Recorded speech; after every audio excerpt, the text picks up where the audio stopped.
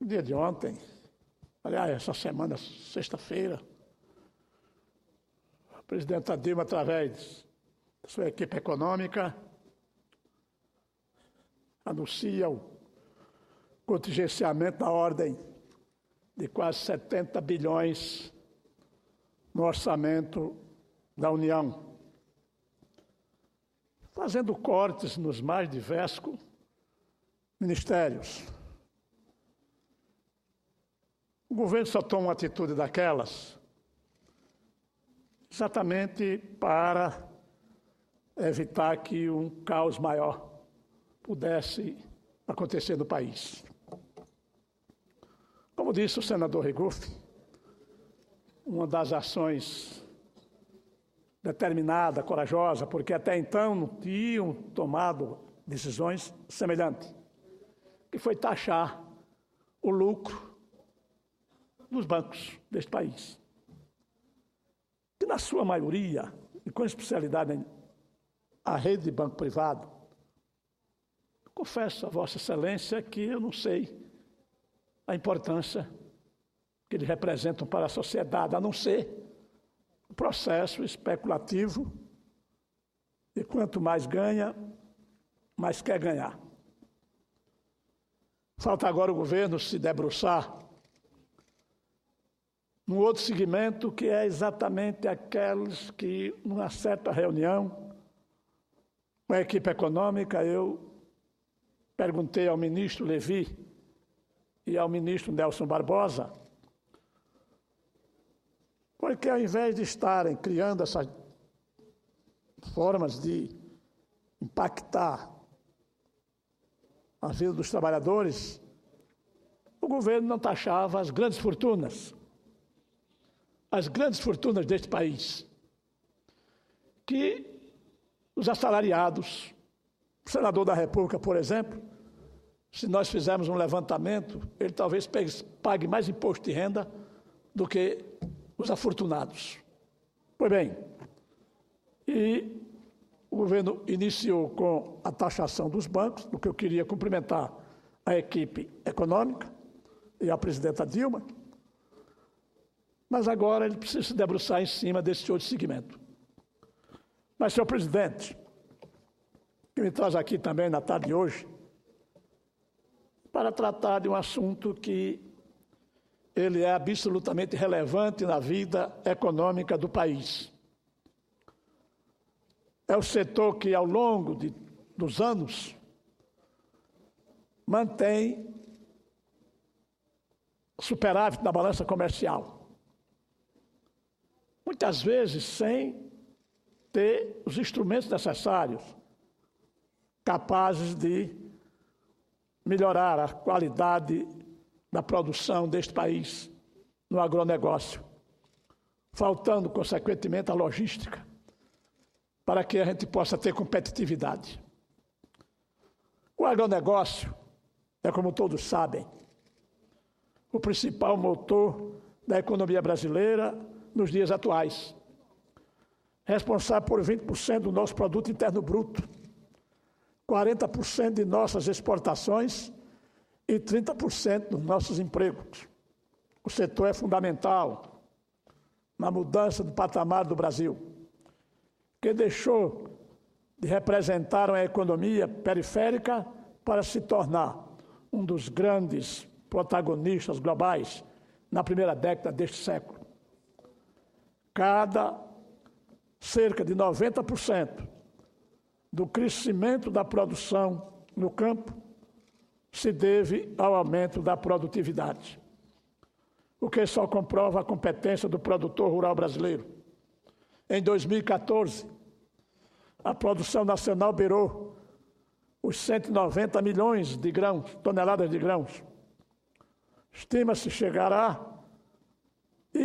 que chegaremos a 248 milhões nos próximos anos. O aumento da produtividade é percebido em maior amplitude nos estados de Minas Gerais, Bahia e Goiás, responsáveis, respectivamente, 6,5%, 5,7% e 5,5% de expansão. ou seja, os estados de Minas Gerais, com um percentual de 6,5%, a Bahia com 5,7% e Goiás com 5,5%. Para se ter uma ideia, em termos comparativos, da pujança do agronegócio brasileiro,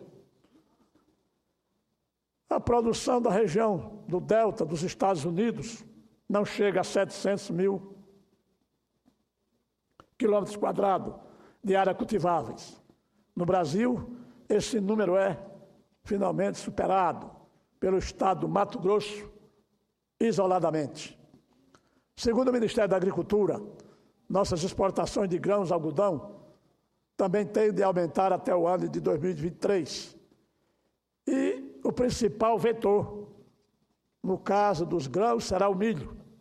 Infelizmente, entretanto, não há apenas boas notícias no campo. Em tempos de grave crise da economia, como experimentamos nesta segunda década do século XXI, o agronegócio não ficou imune. Alguns dos seus indicadores estão claramente em queda.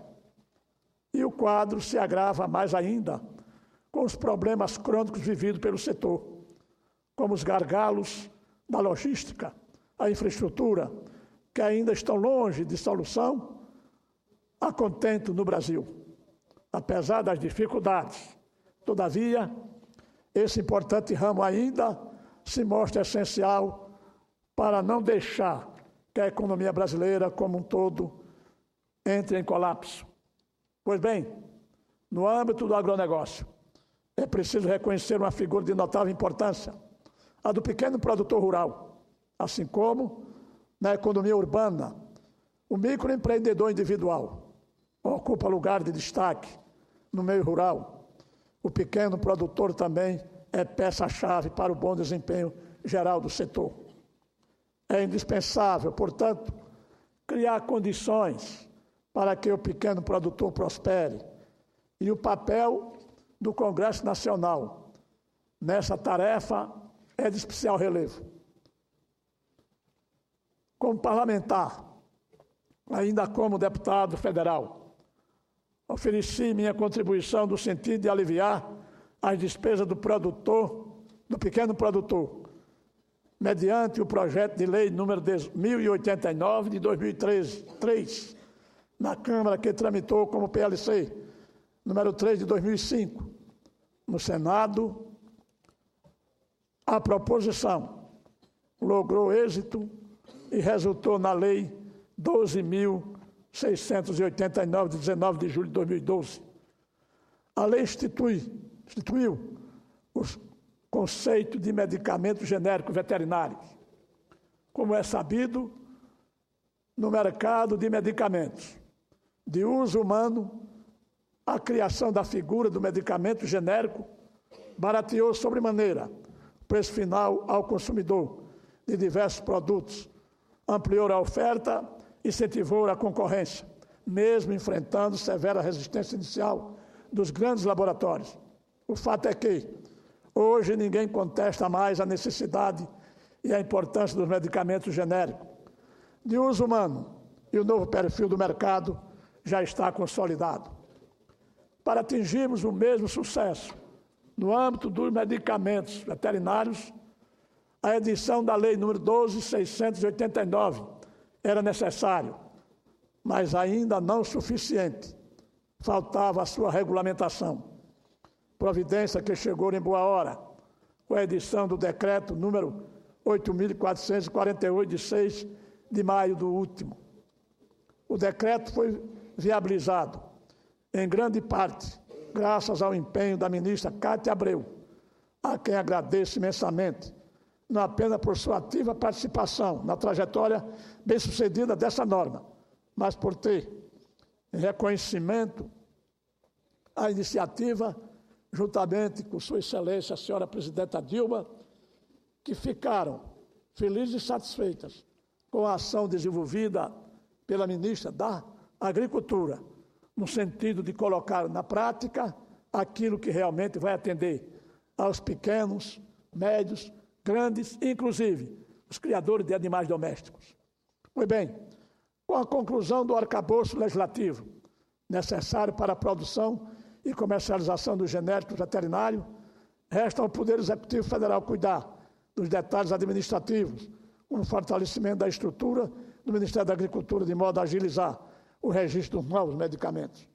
Tenho certeza, senhor presidente, com o dinamismo que tem sido desenvolvido pela ministra Cátia Abreu, breve, a população brasileira, ou mais precisamente aqueles que são responsáveis pela criação de animais, quer seja bovinos, equinos, suínos, caprinos, aves, inclusive um número considerável de animais domésticos que são criados pelas famílias brasileiras terão acesso a medicamentos mais baratos para que possa cuidar dos animais e da saúde sanitária. O Brasil, que é dos maiores exportadores de carne bovina e de frango, logicamente que vai ficar muito atento a essas ações, porque, do contrário, nós seremos, sem dúvida nenhuma, prejudicados. Com certeza, senhoras e senhores senadores, essas providências de ordem técnica serão tomadas em breve e o produtor rural poderá contar, enfim, com a plena comercialização dos medicamentos genéricos veterinários a preços módicos e compatíveis com a realidade da economia rural. Muito obrigado, senhor presidente.